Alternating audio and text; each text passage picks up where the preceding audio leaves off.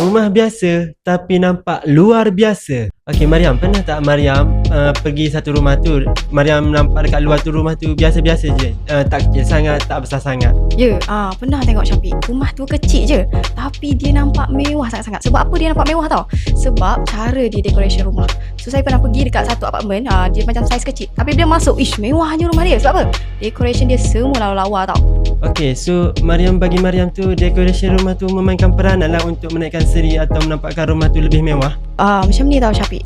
Aksesori, decoration sangat-sangat penting tau. Nampak mewah. Dia tak semestinya nak tukar perabot yang besar-besar ke apa, tak perlu pun. Tapi dia kena ada design untuk satu rumah yang ada sentuhan elegans. Macam saya tengok dekat rumah yang saya bagi tahu tadi kan, dekat apartmen, dia nampak mewah. Sebab apa? Dekat rumah tu saya tengok dia ada design jam yang mewah tau. Dia macam ada satu ruang yang kosong macam tu, tapi ada satu design jam yang sangat-sangat nampak mewah.